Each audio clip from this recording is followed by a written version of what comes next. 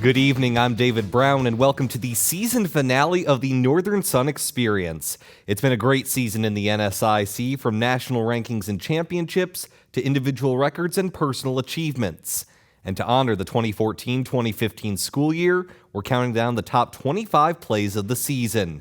And we're going to start with the most recent top play from the NSIC Softball Championship. At number 25, Winona State's Natalie Kalmus doesn't miss this opportunity. She catches the Augustana flyout in right center, then fires back to first for the inning-ending double play.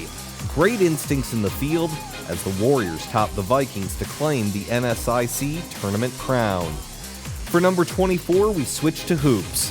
Minot State's Alex Haley fakes out everyone as she drives baseline for the layup against Minnesota Duluth. Haley does a great job sucking in the defense, and the stutter step freezes the help side defender, leading to one of the easiest baskets of the season. From a Beaver on the run to some Beavers trying to stop a run, but they would prove unsuccessful in play number 23, as Sioux Falls running back Nephi Garcia goes left, cuts back, and spins away for this 64-yard touchdown. Nephi going knee-high as this run was just the start of a 130-yard-plus day against Bemidji State. This Cougar would finish the football season with 18 touchdowns, but none were more impressive than this September scamper. At number 22, it's the first of many appearances for Minnesota Duluth quarterback Drew Bauer. And believe me, considering this play is outside the top 20, bodes pretty well for his future plays on this list. All he does here is fake the run, pull back, go opposite field, and find a perfect pocket for the touchdown pass to Justin Foltz. Bauer had 40 total touchdowns this season, 25 through the air, but as a bit of foreshadowing, his other plays won't necessarily involve his passing skills. For our blackjack play at number 21, it only makes sense that a little bit of luck is involved.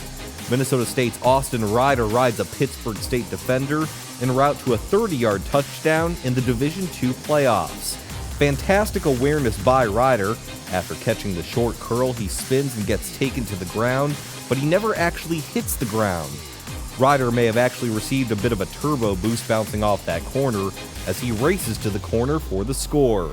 The postseason is when these types of plays matter the most, and you can bet there's more to come as we continue our countdown.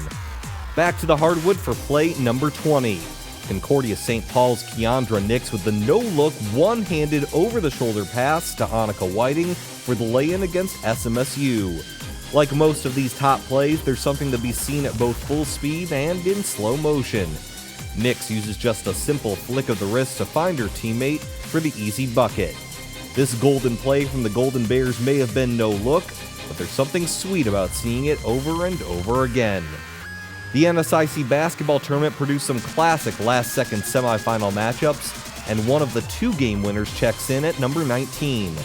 Augustana's Dan Jansen hits the driving runner with 2 seconds left in overtime to top Northern State. In a physical, back-and-forth affair, it was Jansen who provided a steadying force for the Vikings, and he used his size and strength to seal the win for Augustana. The Vikings would end up taking the NSIC tournament crown, but they don't even reach the championship without Jansen's heroics at number 19. Well, we've seen the first 7 top plays of the year. When we come back, it's plays 18 through 13.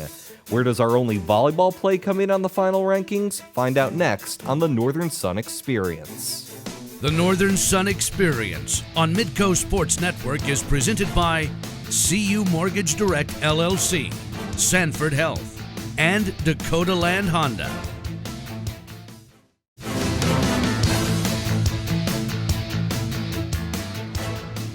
Welcome back to the Northern Sun Experience. Well, we've seen plays 25 through 19, and let's get right back to the countdown, and we start off with a kick. At number 18, we have one heel of a goal by Minnesota Duluth's Maureen Stormont. After the corner pass, she uses her back heel to slide it through the net. Who says you can't teach a Bulldog some new tricks? Stormont's goal was the lone score in a 1-0 victory over St. Cloud State, and her heel turn starts part 2 of our top 25 countdown.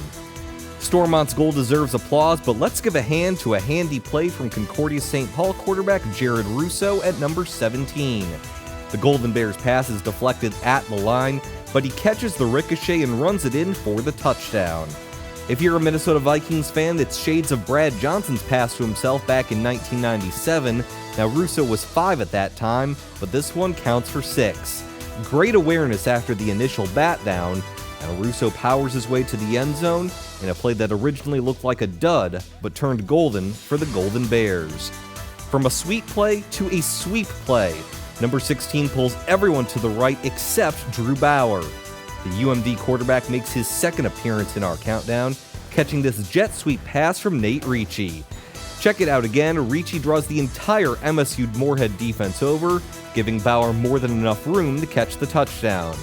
I have a feeling you'll be seeing a similar play like this very soon on our countdown. We stay with Minnesota Duluth for play number 15, only this one's on the volleyball court.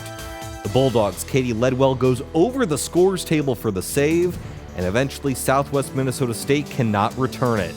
A heads-up play and an all-out play by Ledwell, who saved the point and saved the game for UMD. You wouldn't expect anything less from a senior leader. For number 14, we go to Beyonce fan Cordell Smith because everything he needs for this play is on his arm to the left. The Concordia St. Paul receiver hauls in the 35-yard one-handed touchdown against Winona State. That score would give the Golden Bears a lead they would never relinquish against the Warriors, thanks to the one-handed acrobatics of Mr. 2-3. While we stick with our one-handed theme for play number 13, as St. Cloud State's James Fort brings the house down with this sick alley-oop against SMSU. Here it is again, Kevin Lewandowski with the great pass, and Fort glides in from the right side and slams it home on the left. The pass, the degree of difficulty, and the smooth, powerful flush make this a great play from start to finish. When we come back on the Northern Sun Experience, we take a break from our top plays to highlight an important effort by the NSIC to raise money for charity. The Northern Sun Experience on Midco Sports Network is presented by CU Mortgage Direct LLC, Sanford Health, and Dakota Land Honda.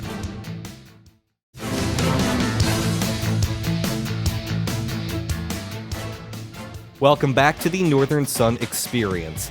Here's a quick update on some of the postseason opportunities NSIC teams had this past week. And unfortunately, from a baseball and softball perspective, St. Cloud State and Augustana fell short of their ultimate goals. The Huskies baseball team lost to Henderson State out of Arkansas in the Central Region Championship held in St. Cloud. The Reddies were the lowest-ranked team in the region, but they managed to beat the Huskies in the first game of the tournament and the last game of the tournament.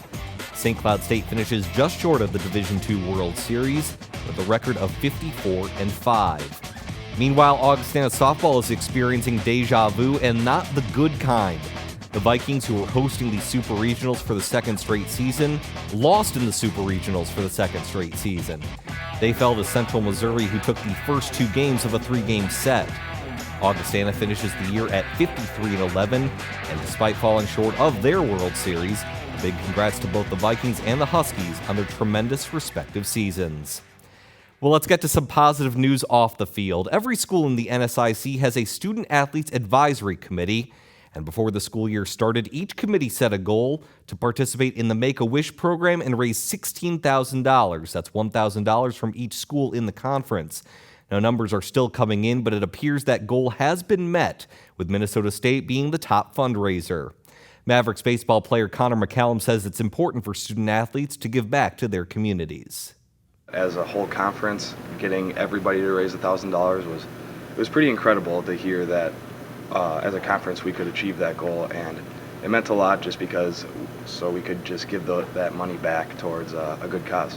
Just to make an impact for those foundations like Make-A-Wish it's amazing, just because we are making a difference, and to know that it's a really good feeling. Now, every year, the NSIC and Student Athlete Advisory Committees have an annual summit to provide discourse on leadership and new ideas. Here's what some student athletes had to say about the impact the summit makes on their lives.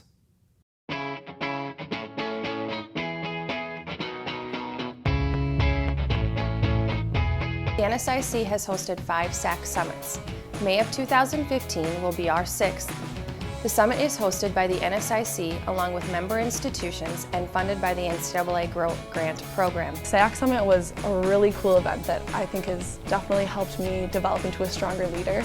Immediately when we got there, we were kind of pushed outside our comfort zones, which forces you to grow. You're not going to grow as a person or as a leader unless you kind of are exposed to change. So we immediately were interacting with other student athletes and SAC members from different schools in the conference. Attending the SAC Summit helped me to understand more of what kind of leaders are needed in the athletic world and the collegiate world. We go from competing against each other to cheering each other on and supporting each other in events such as the high ropes course and salsa dancing. So it's a great experience to come together and really support each other as a conference. Not only did we have speakers come in and talk to us about things that are important for leadership, such as being good representatives, being smart with your media use, and just kind of like team building and how to work with other people. We've gotten some really good feedback when it comes to that meeting. This year I think we're going to roll into an even greater event with having it be less formal so that they can continue building those relationships with their presidents or chancellors on their campus. And then we also got to do a high ropes course, which really focused on communication and pushing yourself outside your boundaries. And I think that's really important in developing also, because unless you're challenged, you're not going to grow. And communication is, I think, one of the most important skills for a leader.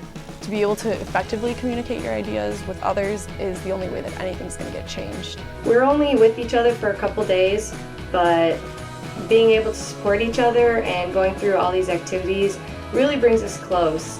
I still talk to some people that I met last summer, so it's just a great opportunity to bring conference together and support each other as student athletes. At the SAC Summit, my favorite part was being with all the other athletes from the other schools, because we don't get to sit down and talk to our opponents that often, but getting an understanding of what they're going through at their schools and kind of similarities and differences there are. It helps us understand our conference as a whole. When we come back on the Northern Sun Experience, we return to our top 25 countdown and continue with the top 12 plays of the year. And you may very well see the longest touchdown run this season. The Northern Sun Experience on Midco Sports Network is presented by CU Mortgage Direct LLC, Sanford Health, and Dakota Land Honda.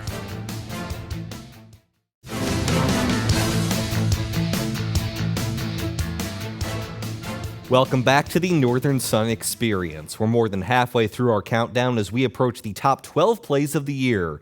And we start the final dozen with some extra efforts from Minnesota State. At number 12, it's a fling and a prayer from the Maverick, Zach Monahan. MSU senior leader saves the rebound from going out of bounds and gets it ahead to Connor Miller for the two-handed flush. Great instinct by Monahan, as well as the presence of mind to fire off that kind of pass to a wide-open teammate. Now, in this case, the Mavericks' pass was on point. For play number 11, the pass is not on point, but it's the catch that makes up for it. Just call Dorian Buford-Nelly because he needs a tip drill to complete this 56-yard touchdown against Winona State. Take another look. The pass from Nick Piracini is well underthrown and nearly picked off by the Warriors, but Buford stays with the play and ends up tipping it to himself for the score. That helped Minnesota State top Winona State and land Buford just outside the top 10. Our time may be getting shorter on this top 25 countdown, but play number 10 is definitely the longest. Upper Iowa's Chris Smith had a ton of highlight reel runs, but none of them quite topped this 99-yarder against Bemidji State. For obvious reasons, it's the longest run in Peacock history, and it was the hallmark of a great season for the senior, who rushed for 1,180 yards and 19 touchdowns, as Upper Iowa completed back-to-back winning campaigns. We've got a three-pointer that packs 3 times the punch at number 9. Wayne State's Trey Vandenberg lives up to his name by hitting a runaway tray at the buzzer to top UMary. Vandenberg gets out in front of the pack and lets the runner go as time expires. Not only was it a 3, not only did it win the game, but it was done by someone with the Trey name. The rule of 3 on this 3 multiplies to play number 9.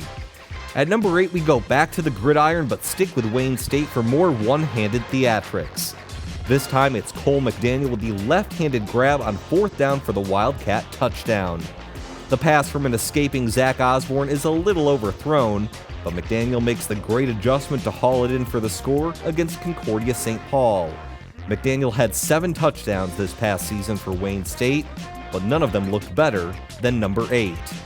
For number 7, Winona State starts to get tricky. Off the play action end around, Jack Nelson finds Alan May for the 57-yard touchdown against Minnesota Duluth. Check it out again in slow motion. Nelson is quite the magician with his hands, both with the fake handoff and with the throw to May. The Warriors' sleight of hand may come in later on this countdown, but for now it's going to be May at number 7. When we come back on the Northern Sun Experience, the top 6 plays of the year. They include 4 football plays, 1 basketball play, and 1 soccer play. See where the chips fall next. The Northern Sun Experience on Midco Sports Network is presented by CU Mortgage Direct LLC, Sanford Health, and Dakota Land Honda.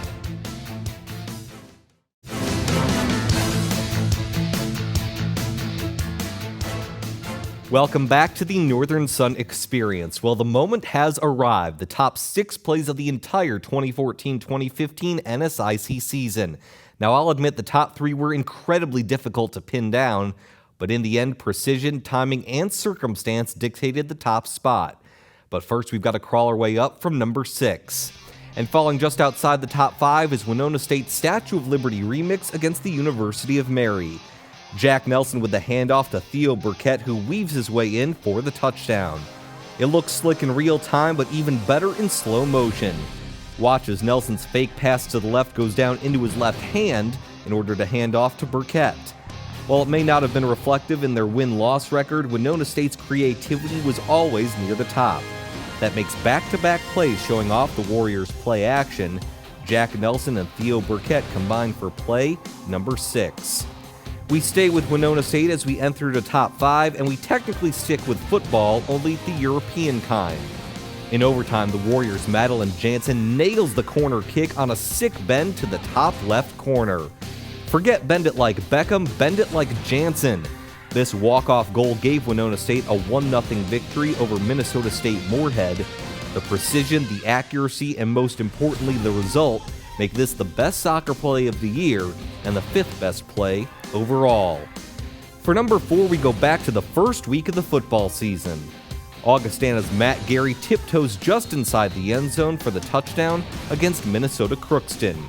You want to talk about pinpoint accuracy, Gary knows just when to get his feet down for the score. A great pass by Trey Hyde, a better catch by Matt Gary, and the 4th best play of the NSIC season. For play number 3, Minnesota Duluth quarterback Drew Bauer makes his 3rd appearance on the countdown. Play action and then the fake option, the spin, and Bauer splits the defense for the touchdown. Take another look, Bauer gets the Concordia St. Paul defenders on their heels with the fake option, and he takes advantage by charging full speed ahead to the end zone. I have a feeling that like Jack Bauer, Drew Bauer's got one more trick up his sleeve, but for now this fake is very real at number 3. Our number 2 play of the year is this wild sequence in the NSIC basketball tournament semifinals. Minnesota State's Zach Monahan hits the go-ahead 3, but Minnesota State Moorhead's Jordan Reaver goes the length of the court and hits the off-balance runner for the win at the buzzer. From near victory to heartbreak, Monahan's 3 left just a little too much time for Reaver, the co-NSIC player of the year, as he goes coast to coast. After the game, Reaver said the Dragons go over similar situations in practice and call that play win the game. And while Minnesota State Moorhead would eventually fall in the conference championship to Augustana, they rebounded to take the Central Region title on the same Pentagon floor and advanced to the Elite 8 for the first time in school history. Reaver's heroics played a role in the Dragons' historic season, and his running winner comes in 2nd place. So what could possibly top the last play in a postseason game? The answer, the last play in a postseason game. Our number 1 play of the year is Minnesota Duluth's walk-off touchdown in the Division II playoffs against Ouachita Baptist University in Arkansas. Drew Bauer making his 4th and final appearance in the top 25 Hands off to Zach Zweifel on the jet sweep, who fires the perfect pass to Bauer in the end zone for the 48-45 win in overtime. So many factors go into making this the number one play. Minnesota Duluth in the Division II playoffs, the season on the line, playing in a hostile environment in overtime, and executing one of the most precise passes you will ever see, and that pass comes from a wide receiver. Washita Baptist defender is actually in pretty good position, but as many football legends will tell you, there's no defense for the perfect pass. Minnesota Duluth's playoff walk-off is officially the number one play of the 2014-2015 NSIC sports season. For one final time, a thank you to all 16 NSIC member schools, all of their sports information directors, various production companies from around the Midwest, and the conference itself for providing video during the entire school year. We hope you've enjoyed the first season of weekly recaps and highlights from one of the best Division II conferences around. We'll be back this September for Season 2 of the Northern Sun Experience, and we leave you with Washita Baptist's radio call of the number one play of the year. We will see you next season on the Northern Sun Experience. Man in motion left to right. They give on the end around. Now they're going to pass it back to the quarterback. He's in the end zone. He makes the catch and the Bulldogs win. A touchdown pass to Drew Bauer. The Minnesota Duluth team storms the field